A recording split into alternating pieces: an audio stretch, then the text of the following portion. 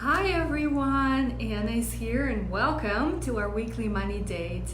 I am excited to chat with you about what do you need to consider during this open enrollment season. So we are heading into the end of the year and a lot of employers offer employees an option to look at how their benefits are going to change or stay the same, or opportunity to make changes for next calendar year.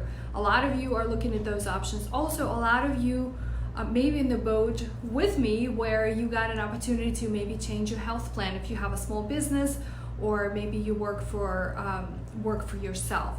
So I wanted to chat with you about a couple of different things to consider while you looking into figuring out what your benefits are. If anything, if you've never done anything like this before, I want to prompt this to be a reminder that a lot of options out there for self-employed, or if you work for a small business or you owned a small business, totally available out there. So don't put your head in the sand and say I don't qualify, because actually you do.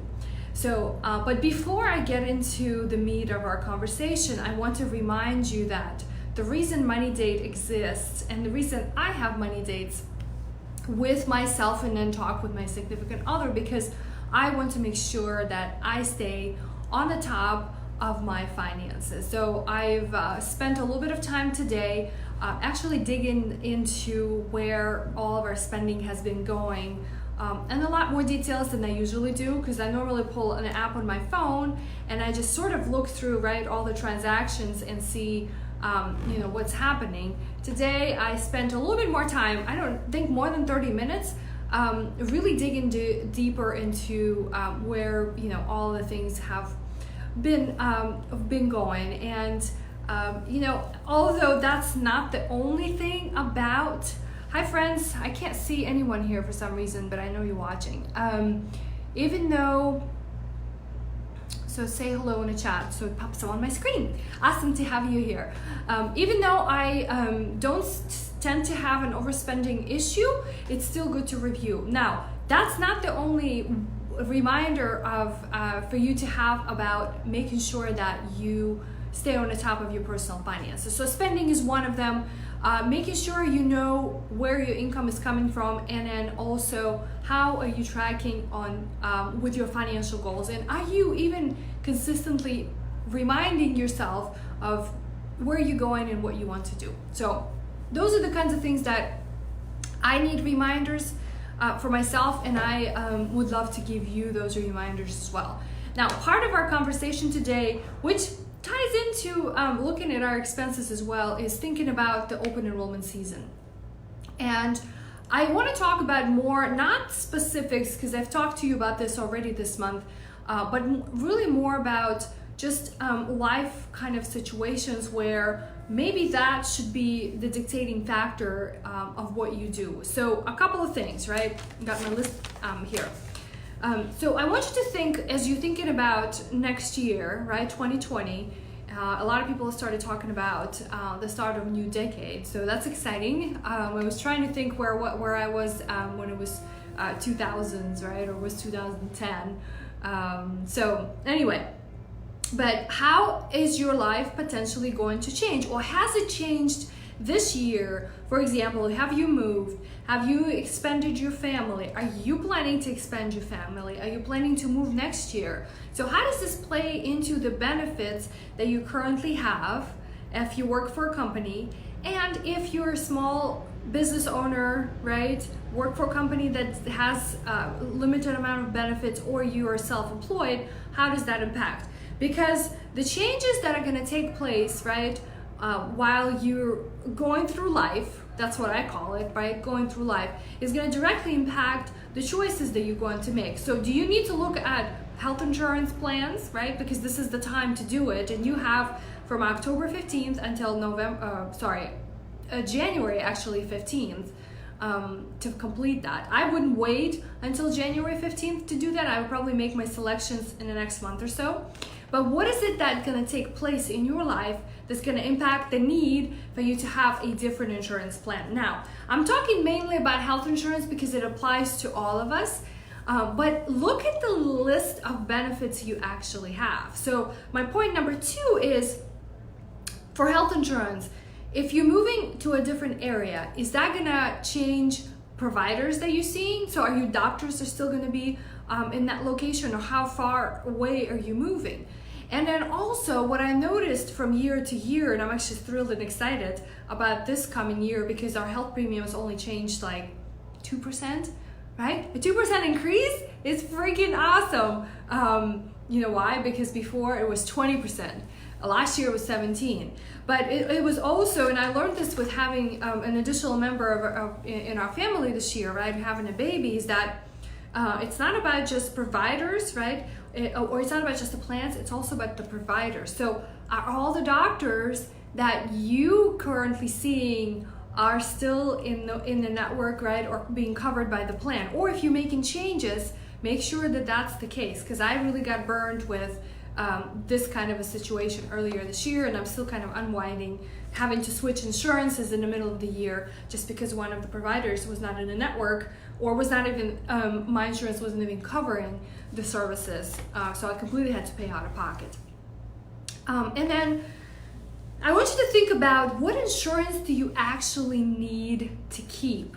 Now, in the space of employee benefits, there are different types that are available to you. Health insurance, life insurance, disability, what am I thinking? Critical care, right? Sometimes there are these exotic policies such as cancer, accidental death and dismemberment. So a lot of these are just kind of, fluffy little things or bells and whistles that are thrown at you and are given to you to choose from. So I want you to think about the history, right, of your family, and think about whether or not it makes sense for you to have that additional coverage. So at the very minimal, you should have health insurance, you should have life insurance, right? If you're in the age bracket where it might be relevant, and you should have disability coverage. So 3 of these kind of go hand in hand. Now you start looking at each individual situation, and think about, maybe life insurance falls off and you really have only health insurance and disability. Now critical care and those additional cancer kind of policies really depend on what your family situation is like, and it really depends on hi Jane, good to have you here. Thanks so much for watching. Hi Jack. So I want you to think about how and what do you actually need, because a lot of times we don't take into account the fact that even though we're paying a couple bucks a month or a couple bucks a pay period, at the end of the day it ends up. And I am more of the school thought of, why waste money when you actually don't have to? And when you're looking at selecting benefits, my last point here today is to think about how it's going to make, or what kind of impact it's going to make on your take-home pay, and looking at whether it makes sense for coverages like disability to pay with after-tax dollars. And so when you're looking at your deductions, right, and it lists like, here's my pay, here's life insurance, health insurance, disability, what is your take-home pay? Maybe you're contributing to a retirement plan that's one of those line items. So how is that going to impact your bottom line? Because that is the income, right? That's the number that I keep asking you to remember. That's the number I keep asking you to want to know at the end of the day. So how much money are you taking home after all of these deductions? If you are not working for a company and you're a small business owner or you're self-employed, I want you to also think about, what's your revenue coming into every month into your bank account, and what are your expenses going out? So what is that net take-home pay or profit that you can actually pay yourself? So what is that number? So having a really good idea, and this is the time for you to make that review, because let's face it, we're about to get into holidays and nobody wants to think about this kind of stuff when fun and exciting things are around. So let me know if you have questions. And I think it's also, like, I want to finish on this note that it's good for you to have an idea and anticipate, right? And be prepared.